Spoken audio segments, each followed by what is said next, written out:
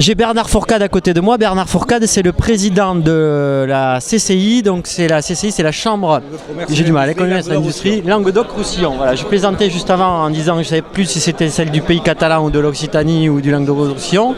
Bref, en tout le cas, vous êtes venu donc participer à cette assemblée générale. Donc je dirais à double ou triple titre. Le premier, c'est parce que je suis bien entendu un entrepreneur et adhérent à l'UPE. Je fais partie du conseil d'administration d'Alexis et donc c'était tout à fait normal. Et puis en tant que président de la Chambre de commerce, parce que depuis maintenant plusieurs années, il y a une osmose entre la Chambre consulaire et l'UPE, puisque nous sommes sur le même tissu, le tissu économique de ce département. Et je crois que ça a été rappelé, et nous on l'avait anticipé avec l'UPE, c'est de dire qu'il faut travailler ensemble. Il ne faut pas se concurrencer. Les difficultés économiques sont suffisamment importantes pour qu'on n'essaye pas chacun de jouer pleinement son jeu. C'est ce qui se passe maintenant, qui s'était passé avec son prédécesseur, qui se passe encore, je dirais, mieux avec Alexis. Et voilà, c'est comme dans ça. L'entreprise, on parle beaucoup de participatif. Voilà, là aussi, il faut casser les cloisons entre les chambres. Absolument. Les il faut faire plus multiplier. Chacun a des fibres, chacun a un ADN. Et puis on cultive cet ADN en complémentarité de l'autre. C'est ce qu'on fait maintenant. Et je crois que c'est important. On s'était rencontré avec le président Bernard Fourcade au tout début de mon mandat. Effectivement, on avait un petit peu listé quelles étaient les prérogatives et les champs d'application de nos périmètres respectifs. Et c'est vrai que c'est complètement aujourd'hui, on l'a vu et on l'a redit sur l'Assemblée générale. Il ne faut pas refaire ce qui a été fait depuis 20, 30 ou 40 ans sur le département comme ça peut être fait en France. Donc on s'est réparti des fois des rôles, des missions, parce qu'il ne faut surtout pas avoir de doublons. Je crois qu'aujourd'hui, il y a deux acteurs sur le monde économique. Il y a les économiques en tant que tels et il y a les politiques. Et on peut s'apercevoir, et je veux dire, c'est pas une critique, mais c'est que quand les économiques sont unis, eh bien les politiques nous écoutent plus facilement et nous suivent. Et je crois que quand même les politiques sont là pour donner une direction générale, mais c'est bien quand même nous et nos ressortissants qui faisons la valeur ajoutée, qui faisons la richesse d'un département et qui connaissons, j'estime, le mieux cette économie-là.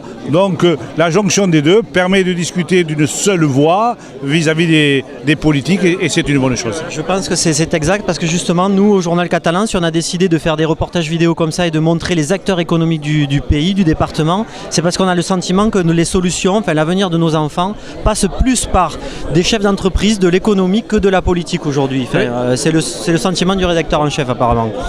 Aujourd'hui, on se rend compte que l'économie c'est un ensemble de PME. Alors après, il y a deux patronats. Il y a le patronat de la finance et du CAC 40, mais là il est totalement hors nos normes aujourd'hui. Et puis il y a notre patrimoine et nos entreprises qui sont des entreprises patrimoniales où chacun s'implique.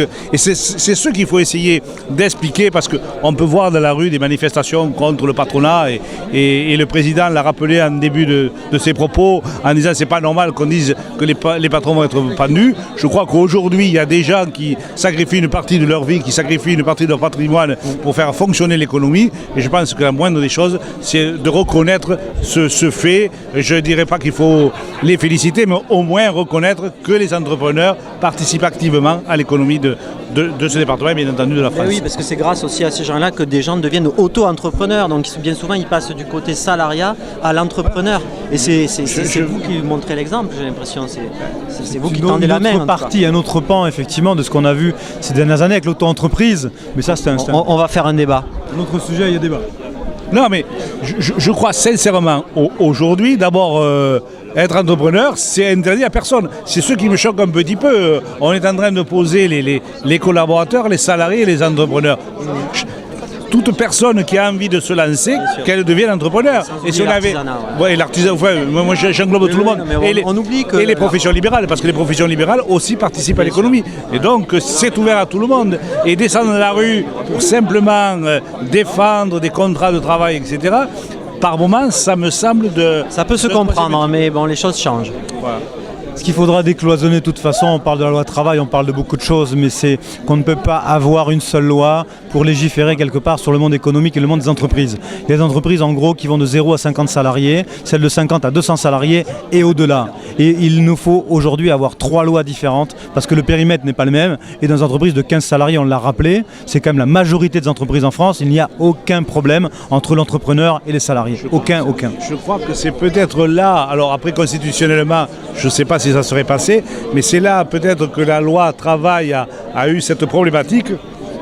C'est qu'on l'a vu que pour les grandes entreprises, je répète, nationales et internationales du CAC 40, mais c'est pas pour cela qu'on faisait cette loi-là. C'était pour les milliers d'entreprises qui sont oui, mais le problème c'est de nouveau les gros qui en profitent en fait au détriment. Mais alors il faudrait peut-être avoir une loi qui permet de faire la différenciation entre ces deux genres d'entreprises, la patrimoniale et la capitalistique, bien que les deux soient nécessaires. Très bonne conclusion. Moi je pense. Bon voilà, on va rester là. Merci. Merci.